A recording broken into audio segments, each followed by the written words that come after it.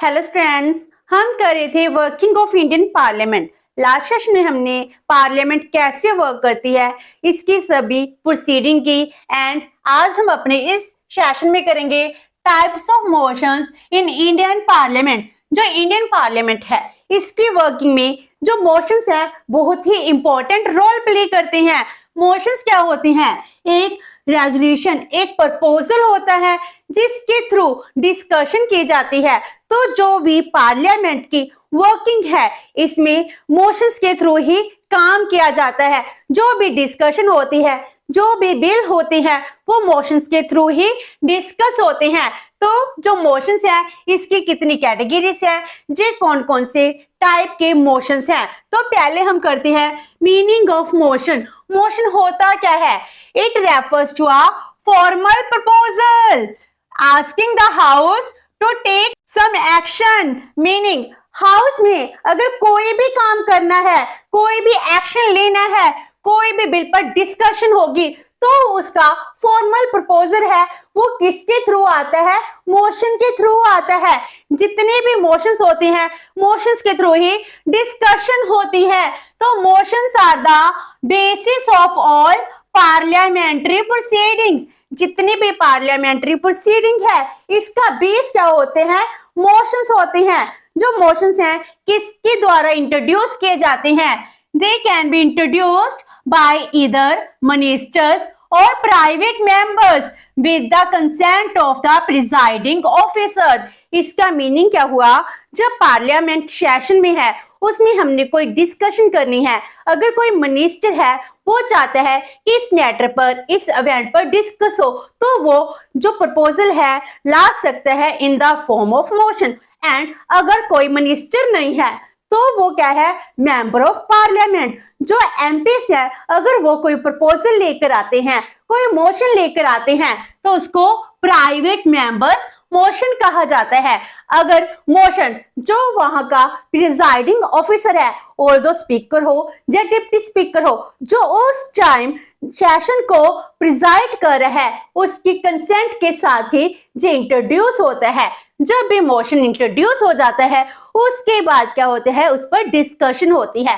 जो मोशंस हैं इसकी मेन कैटेगरीज क्या हैं? तो पहले जी 3 कैटेगरीज में डिवाइड है। लेकिन जब भी हम मोशन की टाइप सुनते हैं तो हमको लगता है कि क्लोजर मोशन लेकर आए हैं, प्रिविलेज, कॉल अटेंशन मोशन, जो एडजॉर्नमेंट मोशन है वो लेकर आए हैं। तो ये जितने भी मोशंस हैं इन 3 कैटेगरीज में आते हैं। पहले हम कैटेगरीज करेंगे फिर बताएंगे कि कौन कौन से मोशंस हैं वो पार्लियामेंट में इंट्रोड्यूस किए जा सकते हैं। तो first one is substantive motion. Substantive का मीनिंग क्या होता है? बहुत ही इंपॉर्टेंट मोशन। तो it is a self contained independent proposal submitted for the approval of the house on a important matter. जो बहुत ही इंपॉर्टेंट मैटर है उस पर हम डिस्कशन करना चाहते हैं, उसके लिए अगर कोई भी प्रपोजल सबमिट करवाया जाता है तो उसको हम सब्सटैंटिव मोशन कहते हैं। तो ये बहुत ही इंपॉर्टेंट अर्जेंट मैटर होता है। अगर कोई भी बिल पास करवाना है उसके लिए बिल लेकर आना सब्सटैंटिव मोशन के अंडर आता है। जितने भी रेजोल्यूशन पास होते हैं, रेजोल्यूशन एंड मोशन है, इनमें क्या डिफरेंस है? जो भी मोशन है इसमें हम एक प्रपोजल ला रहे हैं, इसको पास करना या ना करना जो डिफरेंट मैटर है। जो भी मोशंस पास हो जाते हैं वो क्या बन जाते हैं? रेजोल्यूशन बन जाते हैं। इस तरह जितने भी रेजोल्यूशंस हैं वो किसकी कैटेगरी में आते हैं?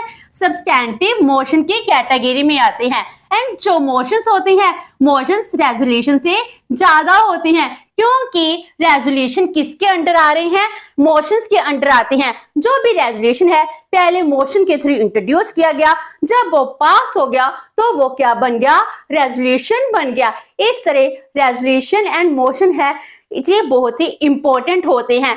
तो जो सब्सटैंटिव मोशंस है ये कैसे हो सकते हैं? जैसे removal of the president, chief justice of India, commissioners of independent body. अगर इनके अगेंस्ट कोई भी इम्पीचमेंट मोशन पास करना है उसके लिए जो भी रेजोल्यूशन है वो मोशन के थ्रू आता है। तो उस मोशन को हम कौन सा मोशन कहते हैं? सब्सटैंटिव मोशन के अंडर ही आता है। और सब्सटेंटिव मोशन के बाद सेकंड कैटेगरी आती है सब्स्टिट्यूट मोशन। मीनिंग अब हम क्या करें, सब्स्टिट्यूट का मीनिंग क्या हो गया, जैसे टी और कॉफी, अगर आप टी नहीं पीना चाहते आप कॉफी पी लीजिए, तो जी क्या करें, सब्स्टिट्यूट कर रहा है, एक के बदले सेकंड वन हम इसको चूज कर रहे हैं। तो इसी तरह सब्स्टिट्यूट मोशन, अब आप कोई और मोशन लेकर आए हो, जो ओरिजिनल मोशन है हमको वो अच्छा नहीं लगा, तो हमारे पास उसको चेंज कर कर एक नया प्रपोजल है, हम उसको रिप्लेस कर सकते हैं, हम उसको सब्स्टिट्यूट कर सकते हैं। तो जो अल्टरनेटिव प्रपोजल है, अल्टरनेटिव मोशन है, उसको हम क्या कहेंगे, सब्स्टिट्यूट मोशन।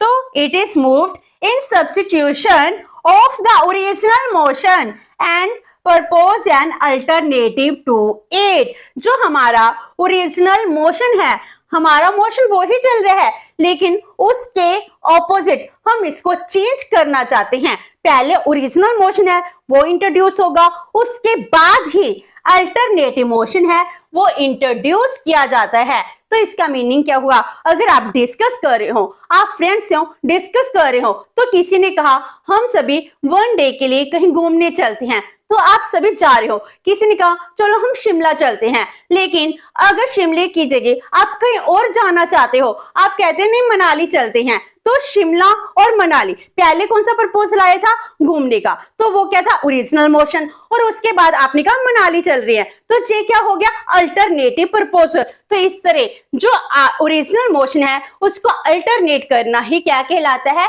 सब्स्टिट्यूट मोशन कहलाता है। अगर सब्स्टिट्यूट मोशन है जे पास हो जाता है, सभी इसको एक्सेप्ट कर लेते हैं, then it supersedes the original motion. अब जो ओरिजिनल मोशन था वो खत्म हो जाएगा, एंड जो सब्स्टिट्यूट मोशन है जे वर्क में आएगा, इसके ऊपर ही डिस्कशन होगी, अगर जे पूरे हाउस के द्वारा एक्सेप्ट कर लिया जाता है। तो ये होगी सेकंड कैटेगरी। उसके बाद थर्ड कैटेगरी आती है सब्सिडरी मोशंस। सब्सिडरी मोशन जो अपने आप इंडिपेंडेंट नहीं होती है, जो ओरिजिनल मोशन है इसके कॉन्टेक्स्ट में ही आती है, तो दे डिपेंड अपॉन और relate to other motions. Means subsidiary branches, एक हेड ऑफिस है, हेड ऑफिस की अलग अलग छोटी छोटी ब्रांचेस बनी हुई हैं, तो उसके एग्जिस्टेंस कैसे है, बिकॉज ऑफ हेड ब्रांच। तो इस तरह सब्सिडरी मोशन, जो ओरिजिनल मोशन है उसके पार्ट को हम सब्सिडरी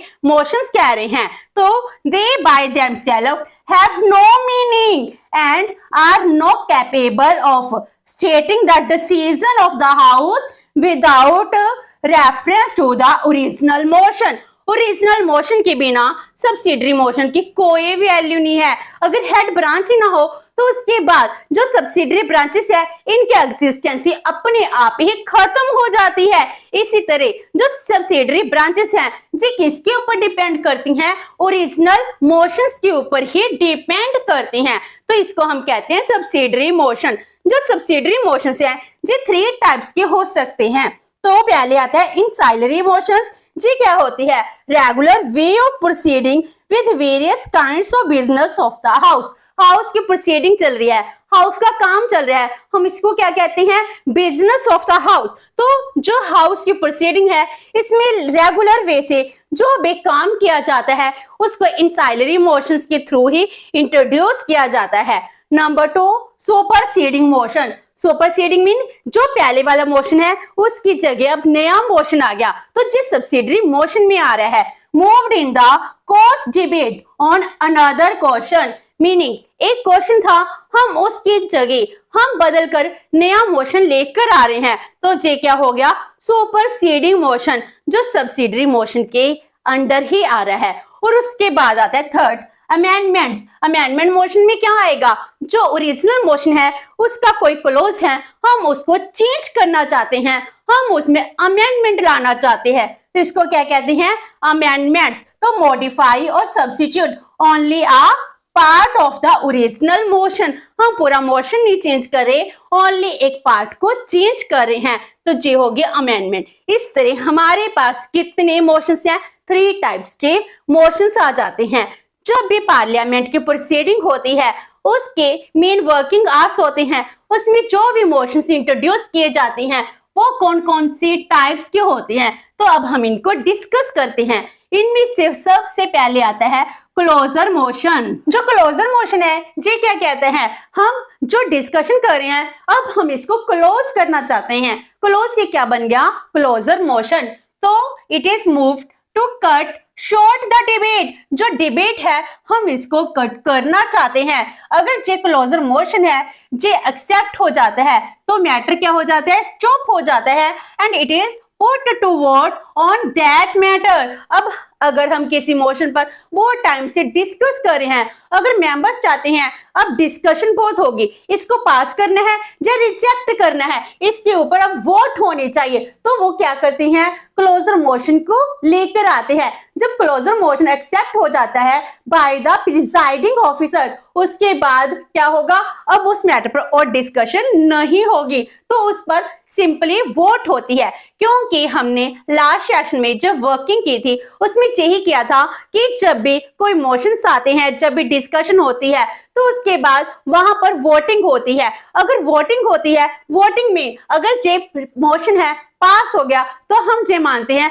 मोशन पास हो गया, अदरवाइज रिजेक्ट हो जाता है। तो इस पर सिंपली अब क्या होगी, वोट होगी। तो जो क्लोजर मोशन है ये 4 टाइप्स के होते हैं। पहले सिंपल क्लोजर, मीनिंग अब डिस्कशन बहुत हो चुकी है, सिंपली हम क्या करना चाहते हैं, डिस्कशन को खत्म करना चाहते हैं, तो सिंपल क्लोजर हो गया। Number 2 closure by compartments. Compartments का मीनिंग क्या हो गया, डिफरेंट टाइप के कंपार्टमेंट्स बना दिए। तो जैसे हम कह सकते हैं कि जो मोशन है उसके वो क्लोजेस हैं बहुत ज्यादा लेंथी हैं, हम इसको सारा का सारा जो डिस्कशन है वो नहीं कर सकते हैं, तो हम क्या करते हैं, तो जो पूरा मोशन है इसके हम छोटे छोटे से पार्ट बना लेते हैं। तो जब पूरे पार्ट बन जाते हैं, डिफरेंट पार्ट्स में हम डिवाइड कर लेते हैं, तो एक एक पार्ट पर डिस्कशन होती है, वोट होती है, फिर पहले first second third and so on जितने भी पार्ट्स में डिवाइड किया गया है उस मोशन को डिस्कशन किया जाता है,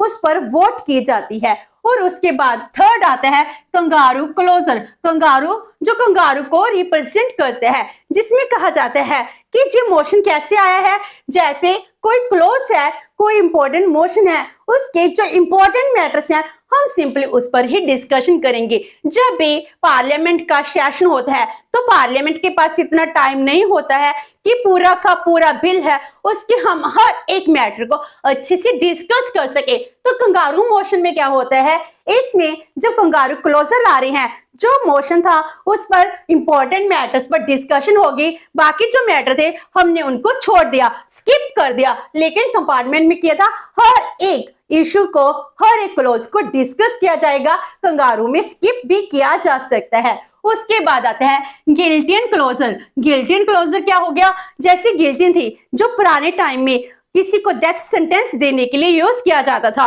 जितनी भी डिस्कशन होगी सो होगी, अब टाइम ओवर हो गया तो इसको सिंपली वोट के लिए डाल दिया, इसको रिजेक्ट करना है या एक्सेप्ट करना है, तो इसमें बहुत सारी डिस्कशन है वो रह जाती है, अनडिस्कस्ड मैटर है उसके ऊपर गिल्टिन कर दिया जाता है, उनको खत्म कर दिया जाता है। इस तरह क्लोजर मोशन है, इसके थ्रू डिस्कशन को खत्म किया जाता है।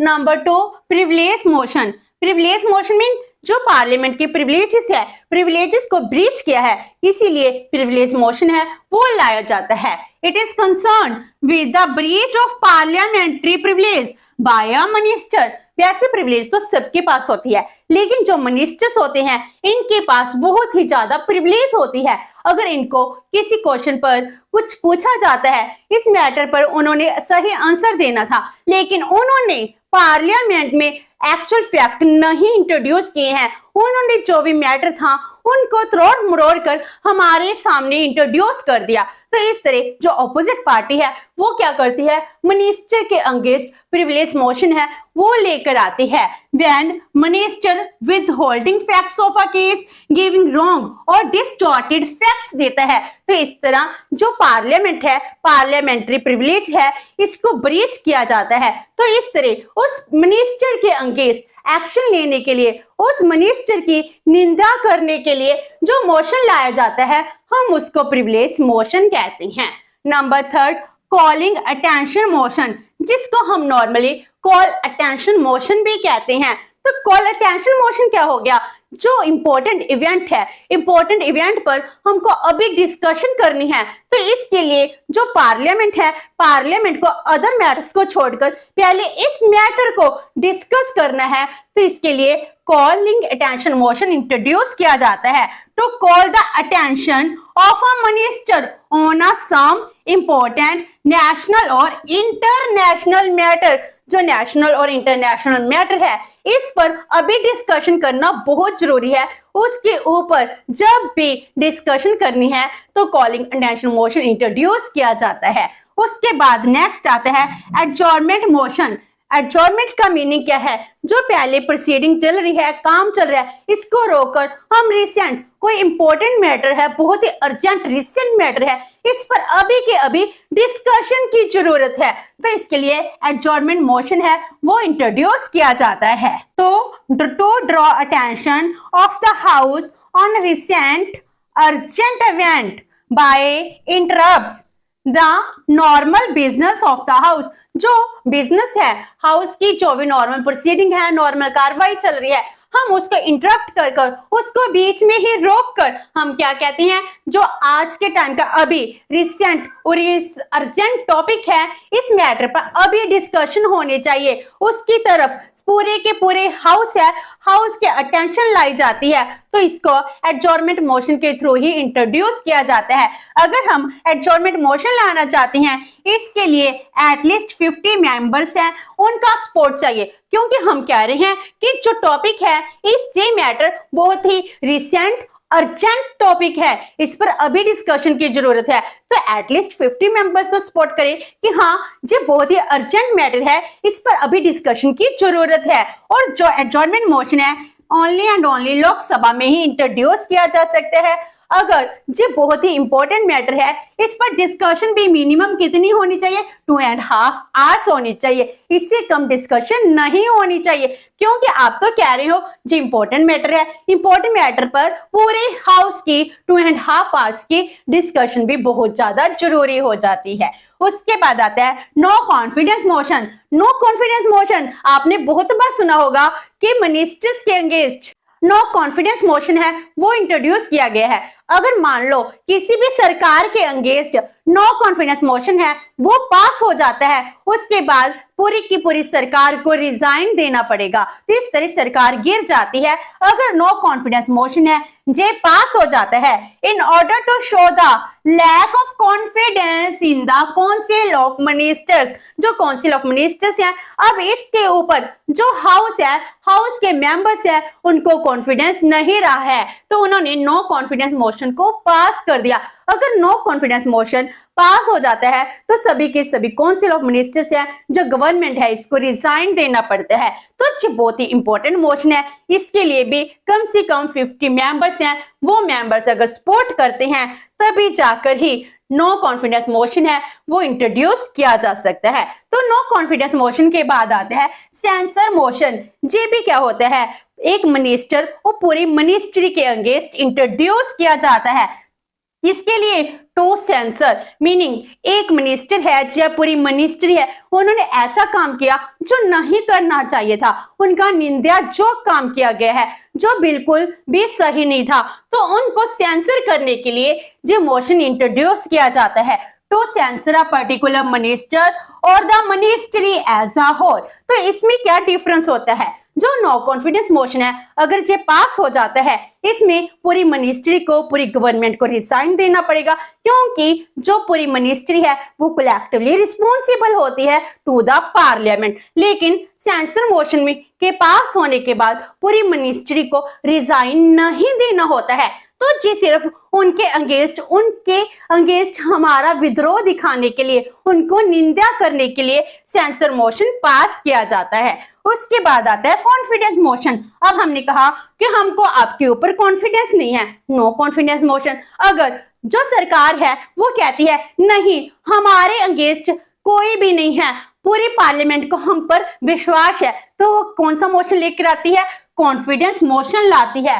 तो जैसे हंग पार्लियामेंट है जिसमें एक पार्टी को मेजोरिटी नहीं मिलती है तो उसमें मिनॉरिटी पार्टीज होती है। जैसे 1989 के बाद हमारे देश में कोलिजन की गवर्नमेंट है जी चल रही है। इसमें क्या होती है, इसमें बहुत सारी छोटी छोटी पॉलिटिकल पार्टीज हैं जे मिलकर सरकार बनाती हैं। तो अगर लगता है कि इनका अब पार्लियामेंट पर पूरा का पूरा विश्वास नहीं रहा है तो जो सरकार चला रहे हैं वो क्या लाते हैं, कॉन्फिडेंस मोशन लाते हैं। अगर कॉन्फिडेंस मोशन पास हो जाता है तो सरकार ये प्रूफ करती है पार्लियामेंट का अब भी हमारे ऊपर विश्वास है, तो उसको रिजाइन नहीं देना पड़ता है। उसके बाद आता है कट मोशन। तो कट मोशन क्या होता है, जो फाइनेंशियल स्टेटमेंट है, फाइनेंस बिल है, बजट है, उसमें कोई भी डिमांड थी हम उसको अपोज कर रहे हैं, अगर कट मोशन पास हो जाता है तो गवर्नमेंट को रिजाइन देना पड़ सकता है। तो ये फाइनेंशियल मैटर्स में होता है। एंड उसके बाद आता है मोशन ऑफ थैंक्स, जो बहुत ही इंपॉर्टेंट होता है। मोशन ऑफ थैंक्स क्या है, जब भी प्रेसिडेंट हैं वो पार्लियामेंट को एड्रेस करते हैं तो एड्रेस में क्या करते हैं, जो भी सरकार के अचीवमेंट्स थे वो बताते हैं। उसके बाद मोशन ऑफ थैंक्स होता है जिसमें यह माना जाता है कि जो भी सरकार ने काम किया है पार्लियामेंट इसको एक्सेप्ट करती है। अगर पार्लियामेंट इसको एक्सेप्ट नहीं करती है तो मोशन ऑफ थैंक्स पास नहीं होता है। तो इसका मीनिंग ये हो गया, जो प्रेसिडेंट ने स्पीच दी थी, प्रेसिडेंट कौन सी स्पीच देते हैं, जो मिनिस्ट्री उनको कहती है, जो मिनिस्टर कहते हैं कि आपको जिस स्पीच देनी है, तो पार्लियामेंट में प्रेसिडेंट है वो सिर्फ रीड आउट करते हैं। तो जो भी स्पीच है, जो भी काम है वो गवर्नमेंट के होते हैं। अगर जो पास नहीं होता है मोशन ऑफ थैंक्स तो पूरी की पूरी गवर्नमेंट को रिजाइन देना पड़ता है। जो प्रेसिडेंट है वो कब एड्रेस करते हैं, तो after the presidential address of general election और first session of the year. जब भी पूरे साल का फर्स्ट सेशन होता है, जब जनरल इलेक्शन के बाद फर्स्ट सेशन होता है, उसमें प्रेसिडेंट स्पीच देते हैं। उसके बाद मोशन ऑफ थैंक्स को पास करवाना बहुत जरूरी होता है। इससे डिफरेंट टाइप्स के मोशंस हैं जिसके थ्रू पार्लियामेंट की प्रोसीडिंग है, वर्किंग है, वो होती है। तो आज हमने इस सेशन में मोशंस ऑफ द पार्लियामेंट किए हैं। नेक्स्ट सेशन में हम powers and functions of parliament करेंगे। होप सो कि आपको ये सेशन अच्छा लगा होगा। अगर आपकी कोई क्वेरी है तो post in comment box, and video अच्छी लगी तो please like and share with your friends. Thank you so much and have a nice day.